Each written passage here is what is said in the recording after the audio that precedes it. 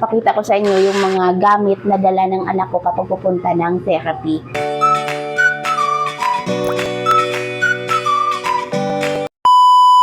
Kanina guys, may schedule si Leonard ng therapy and kauwi lang namin. Actually, kanina kami umuwi tanghali.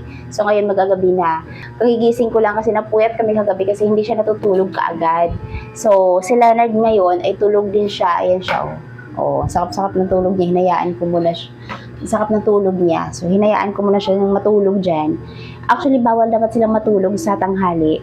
Kasi isa yan sa sinasabi ng therapist na hindi dapat gawin nila ng mga autism kasi nga hirap silang matulog sa gabi, di ba? Yung nangyari kagabi, hindi siya nakatulog. So ang therapy niya ay alas 10. So kailangan namin gumising ng maaga kahit hindi siya nakatulog ng maaga. So ang nangyari, puyat siya. So puyat din ako. So ngayon nakaidlip na ako.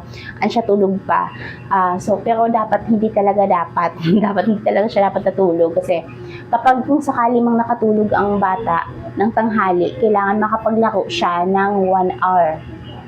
1 hour bago siya matulog sa gabi. Sagil yun kasi syempre sasamahan ko siya sa laro niya para yung laro na ano talaga, di ba? Mapapagod talaga siya. Challenge sa akin yun. But anyway, today, okay, ganito gagawin natin. Since nandito na yung bag ni Kuya Leonard, so ito yung bag niya, pupunta siya ng pagpapatherapy si Kuya Leonard. So I just wanna open the bag for you guys. So, ipapakita ko sa inyo yung mga gamit na dala ng anak ko kapag pupunta ng therapy. So, itong mga gamit na nandito, hindi lang to basta mga gamit na sinusuksok ko lang. So, lahat ng mga nandito ay request nila kung ano yung mga ilalagay dito. So, hindi ako ang naglalagay-lagay basta-basta. Nakaano yan. May mga listahan silang binigay sa amin na ito yung mga dapat dalhin ng bata kapag pupunta sa therapy. So, syempre, ang una dito muna tayo, hindi nawawala yung bottled water. So, hindi ko alam kung bottled water ang inaano. Kasi meron naman sana siyang tumbler. Binilhan ko siya ng tumbler, so hindi namin nagamit. Kasi, ang sinulat ay bottled water. So, bottled water, inano ko. Kasi, isang training din kasi yan yung pagtuturuan sila na magganon. Diba? Isang training yan eh. Kasama sa fine motor skills yata yan, yung mag-open and close ng bottle. So dun pa lang, pag-open pa lang, so, di ba, may ano na, may therapy na siya. Therapy na siya para sa bata. Okay, so, tamang-tama, maliit. Kasya dyan. Hindi rin kasya dyan yung tumbler na nabili ko. Okay, next tayo. Ito, sa akin to. Kasi nag-aantay ako sa labas. 2 hours ako nag-aantay doon kasi hindi pwedeng malate. Kasi kapag na-late ka ng sundo, okay lang malate ng dating. Pero pag malate ka ng sundo, may charge na 500. Kaya, binantayan ko na doon. So, kailangan ko ng tubig. 2 hours ako nag-aantay doon. So, sa akin yan. Okay, so, proceed tayo. So, ito ang una kong nabunot. So, we have the paper. Ito yung isa sa mga request nila. Pero hindi lang basta paper kasi kailangan may red and blue lines. Next is tissue. So, hindi pa nabawasan yun. Naka-4 na session na kami pero yung tissue na pinadala ko doon, hindi pa nabawasan. But anyway, at least nandyan siya. Alcohol. So, ayan. Kailangan nila yan. And also, toothpaste.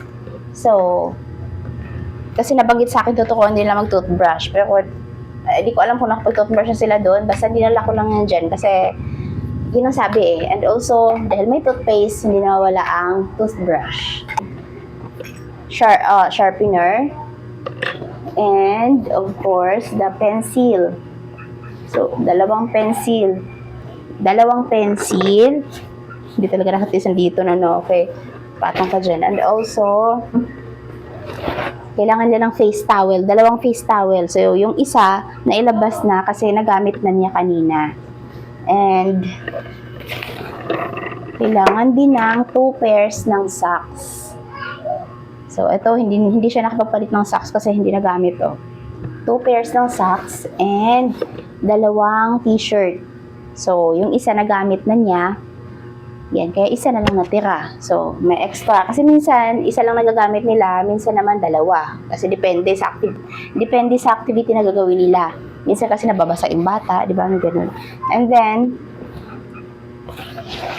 dito ko na nilagay yung resibo ng binayad kanina. sa therapy kasi ang bayad sa therapy every after session. So hindi siya payment first. Pero nagda-down kami doon. Lahat ng kapag dapat magda-down ka doon.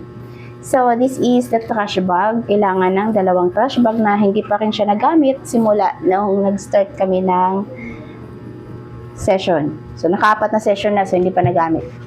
Okay, small yan. Hindi pwedeng large.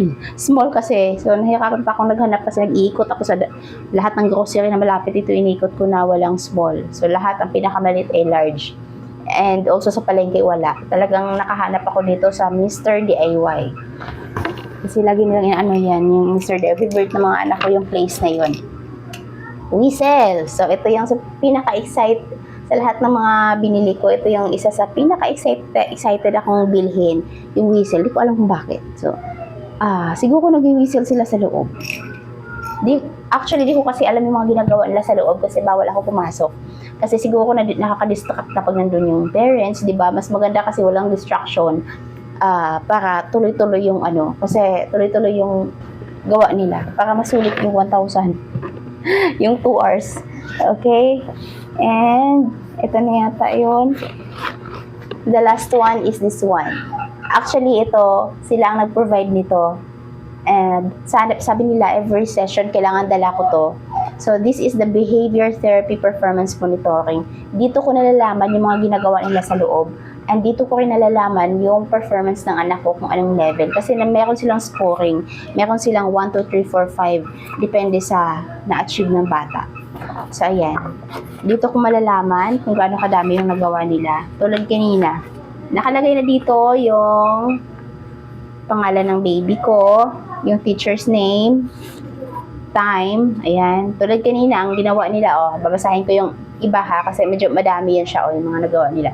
The sitting behavior, command or request, following instructions, self-help skills, mga ganyan-ganyan, and so on. So, dito ko nalalaman ko dito, ganito pala ginagawa nila kanina. Okay. Actually, every after session, kinakausap ako ng therapist. In-explain niya kung ano mga nangyayari habang nag-aano sila, ganun siya. So, kaya nalalaman ko din yung mga ginagawa nila sa loob kahit hindi ko nakikita. Ang pinaka-last, so ito pa pala guys, crayon. So, dala-dala din niya yung crayon. So, dito ko na siya nilalagay kasi favorite nila yung crayons. Kaya balik-balik na. Balik-balik na yung crayons nila. Wala na rin yung karton kasi paborito ng mga anak kong laruin pag nasa bahay. Pag nakanalingat ako, kaya pinagbabalik-balik man siya. So, yan. Crayons. Pinapa-identify nila yan yung mga colors. Ganun. Ganun siya. Base sa kwento nila sa akin. So, yun lang. And, wala nang laman. Okay. So, as of now kami nagbabayad ng therapy talaga. Kasi manghingi lang kami ng help din sa DSWD kasi hirap, di ba? Hindi naman tayo mayaman para mag-provide yung 1,000 per, kailangan ng 72 sessions. Kumbaga, 6 months siyang iti-therapy. So, that's total of 72 sessions daw. So, hindi kaya yun. So, wala tayong ganun kalaking pera. So, manghingi kami ng help sa DSWD. But as of now, hindi pa kami nakakahingi kasi hindi pa kami binibigyan ng quotation kasi wala pa kami 1 month sa therapy. Kailangan maka 1 month daw muna kami bago kami bibigyan ng quotation.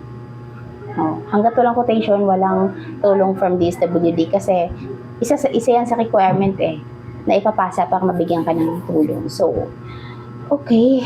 Sana makayanan ng 1 month. But anyway, yan muna sa ngayon kasi magpe-prepare ako ng hapunan. Para pagising ni Kuya Leonard, maglalako na kami diretso. Okay. Kailangan natin siyang pagurin ng 1 hour kasi natutulog. Sakap ng tulog niya. Nandiyan pa siya natulog sa chair. Hi. Hi! Very good. Hello! Hello. Gising na si Kuya. Hi. Very good. Galing ka ng therapy, no? So, nagising na siya. So, kailangan niyang maglaro-laro. Dapat maka 1 hour ka ng laro para mamaya hindi mo ako pupuyatin. Happy siya pag nakapagaling siya sa therapy. Happy yan si Kuya. Hi! The financer. Kaya pa ba ng budget? Kaya pa ba ng budget? May mapipiga pa ba tayo? Wala. Wala na. Wala na, sapal na, no? Wala na. So now, okay, so now guys, I'm cooking food. So, dahil bawal sa kanila yung sugar or may glucose, so yan, naka-brown rice kami. Kumakain na rin siya ng red rice. So, pinapractice naman siyang pakainin ng mga ganon. And also, magluluto ako ngayon ng malunggay. So, kinakain naman niya to. Lagyan ko ng gabi. So, lutong probinsya. Lutong probinsya yung aming gagawin. Yung aming magiging diet. Kasi yun yung good for them. So, isa kasi dito, so nakalagay. Here, lessen food and drinks that are high in glucose, sodium, and preservatives. So, hindi naman talaga totally aalisin mo. That's, babawasan, ililesen mo na. So, kasi minsan, ang ulam nila ay tuna or kaya corned beef. Parang kanina, corned beef and hinahaluan namin ng patatas. So, yun. So, hindi lang namin pinapuro. So, yun siya paminsan-minsan talaga. Kasi minsan naubusan ako ng idea kung anong pwedeng ulamin. So, yun. So, yun yung kanyang hilig. Mahilig siya magpunit ng mga plastic. Oh, di ba? Pugi si Kuya, pugi. Okay. Strong si Kuya. Strong. How old are you na? I'm 96. Very good. Ay, thank you. Sweet yan sila.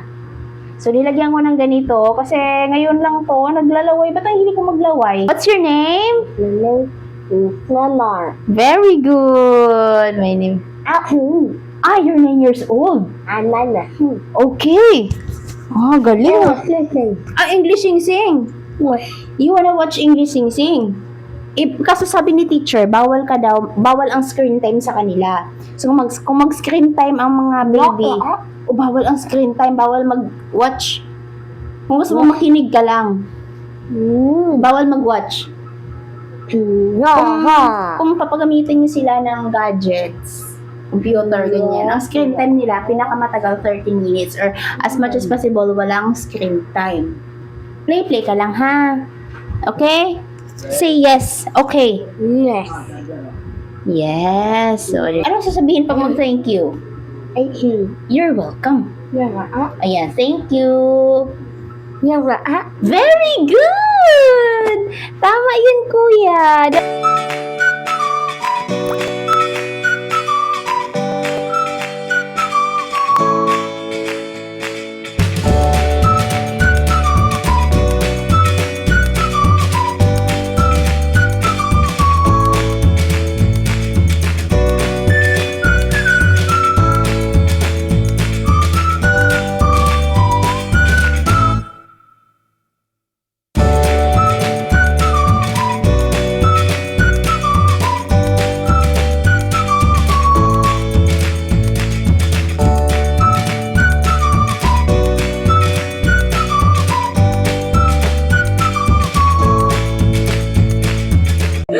Oh, happy. Are you happy? You're happy?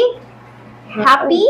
Okay. Oh, lagyan mo na ng check yon kasi nakapag-play kami ni Kuya. This one, Kuya, yung assignment mo ngayong Tuesday. Check, lagyan mo ng check. Yun, very good. Oh, nag-check na si Kuya ng assignment niya. Thank you. You're very good. Oh, one more. Thank you. Okay, high five. Good job. Please subscribe. Right. Very good. Approve. Okay.